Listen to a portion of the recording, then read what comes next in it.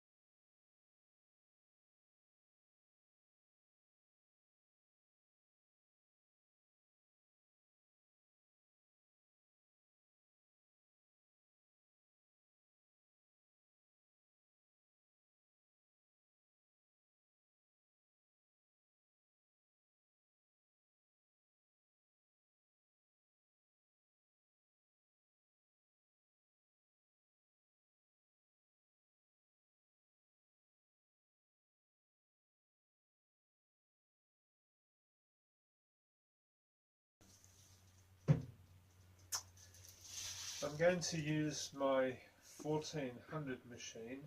So I've put the bubble wrap around the drive roller, and I'm just holding it on with a piece of string. Can you see that? Yeah. Just hold it on with a piece of string, and it's just created a bit of extra thickness on the drive roller. Because we flipped it over, the wool is facing down. That means when I roll it up on my drive roller, the wool is going to be on the outside, and the wool will be in contact with the idle rollers.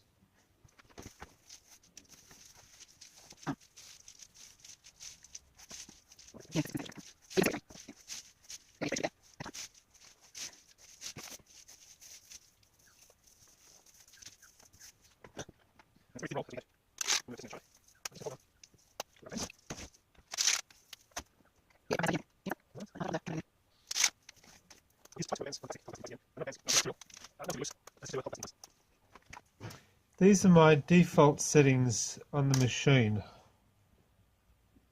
I've changed my defaults to 500 cycles, not 1000 but 500. My reverse revolutions I've changed to 1, and my forward revolutions I've changed to 1.25. Now the reason they're different I'll explain separately, but there is a reason I've gone for slightly different numbers. But that's my default. It'll start at 50%, but I'll quickly pop it up to 100%.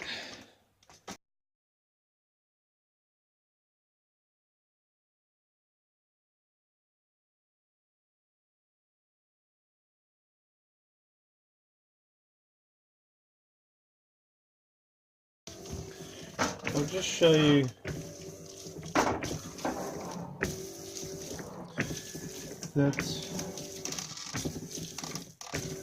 you that the rollers are making good contact with the felt all the way along.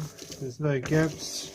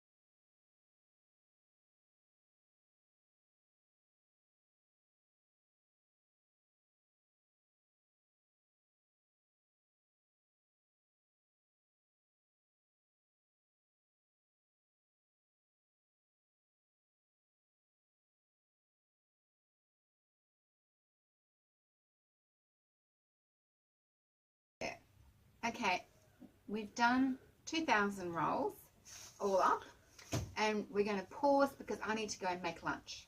So I will see you after lunch. This has dried out a little bit Yeah. while we've had our lunch. So a couple of them are dry, a couple of them Jones wet down. From our point of view, they've all taken reasonably well, and it's only been 2,000 rolls to do this amount of work. Now, Joan, do you want to describe how you decide that it's felted? Okay, I'll put my finger there and I'll push against it, and I notice that the bottom fabric comes with it, and also when I stretch it back there's no bubbling up. Huh? Do you want to do another one?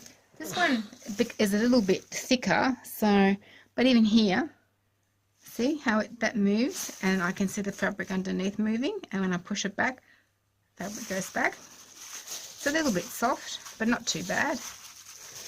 A little bit soft is not a problem, I don't believe, because we're going to chuck it in the rumbler and do a couple of hundred rotations.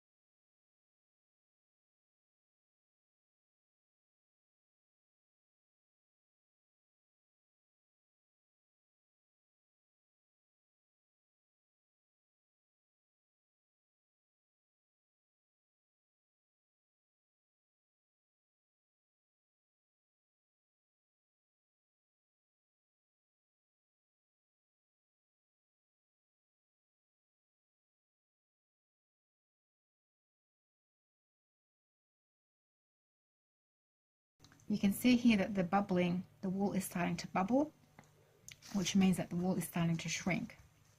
So I don't know whether you want to work it anymore, but yeah, it's felted.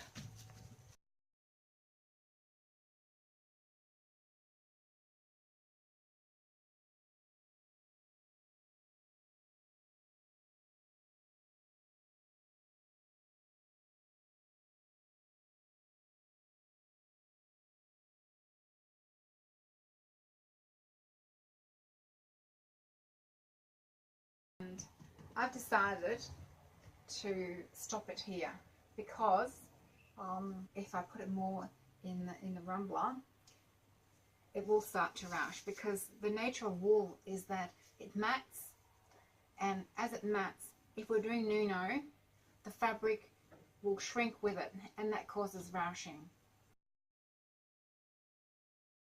It's stuck quite well, and the shapes are quite defined. Turn to the other side, and it's coloured the other side. So we've done 2,000 rolls. I'll just show you the length of the scarf. We've done 2,000 rolls, and it had about 320 rumbles. And good quality felt.